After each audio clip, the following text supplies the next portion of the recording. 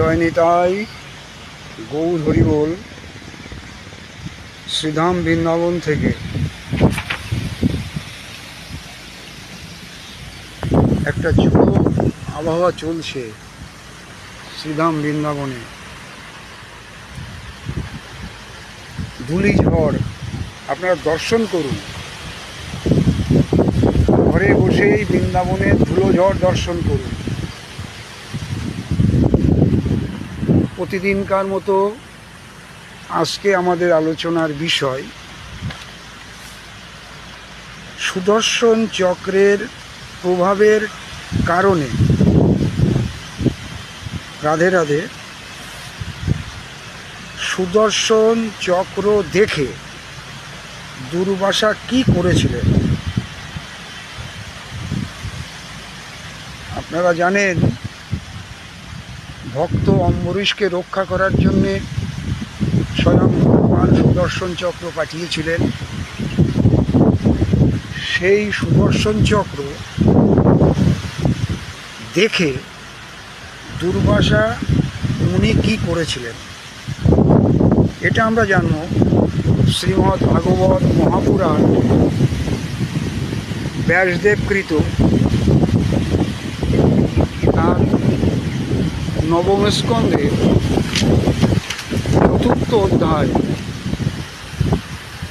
চতুর্থ অধ্যায়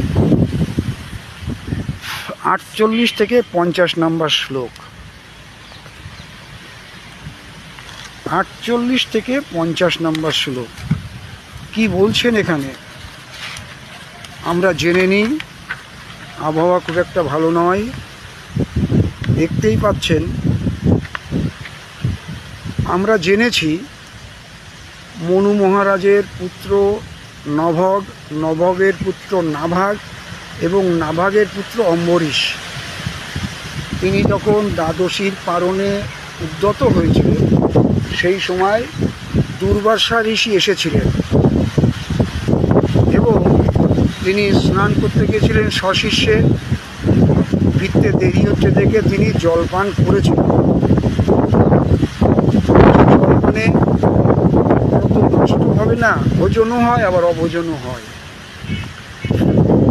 এই দেখে দুর্বাসা খুব ক্রোধান্বিত হয়েছিলেন এবং কৃত্তা নামক অগ্নিরূপী মারক দেবতা সৃষ্টি করেছিলেন অম্বরীশকে ধ্বংস করার জন্য। এই অবস্থায় 48 নম্বর শ্লোক, পরম পুরুষ পরমাত্মা ভগবান নিজের ভক্তকে রক্ষা করার জন্য আগের থেকেই সুদর্শন চক্রকে নিযুক্ত করে রেখেছিলেন। দাবানল যেমনভাবে অরণ্য মধ্যস্থ ক্রুদ্ধ সর্পকে ভস্ম করে দেয়, তেমনভাবে সেই চক্রও দুর্বাসা সৃষ্ট কৃত্তাকে দগ্ধ করে ফেলল।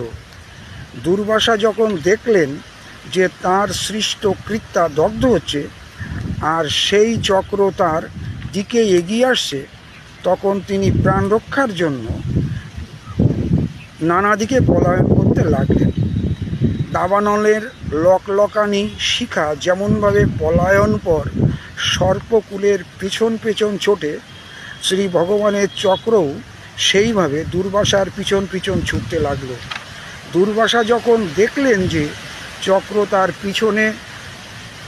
পিছনে আসছে, তখন তিনি সুমেরু পর্বতের গুহার মধ্যে প্রবেশের জন্য সেই দিকে দৌড়ালেন। এইভাবে তিনি 10 দিক, আকাশ, পৃথিবী, তল বিতল রসতল, সমুদ্র, লোকপাল অধিষ্ঠিত লোকসমূহ এবং স্বর্গ পর্যন্ত গেলেন। কিন্তু যেখানেই তিনি যান, প্রদীপ্ত চক্র তার পেছন পেছন সেখানেই তাড়া করছে। তাহলে আমাদের যে আলোচনা ছিল যে সুদর্শন চক্র দেখে দুর্বাসা কি করেছিলেন এবং শেষ পর্যন্ত কোথাও যখন তিনি রক্ষার জন্য পথ পেলেন না, তখন তিনি ভয়ানক ভীত সন্ত্রস্ত হয়ে পড়লেন।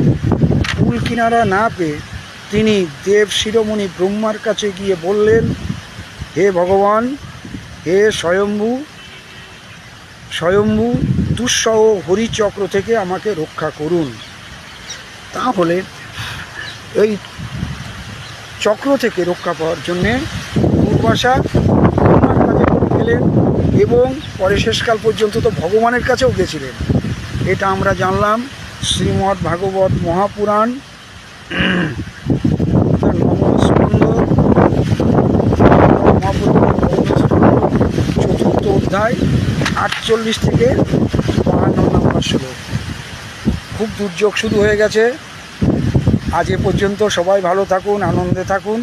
জয় নিতাই, গৌর হরি বল, জয় শ্রী রাধে শ্যাম। দেখুন অবস্থা, দেখুন ধুলো ঝড়ের অবস্থা দেখুন বৃন্দাবনে, দেখে নিন। জয় নিতাই, গৌর হরি বল, জয় শ্রী রাধে শ্যাম।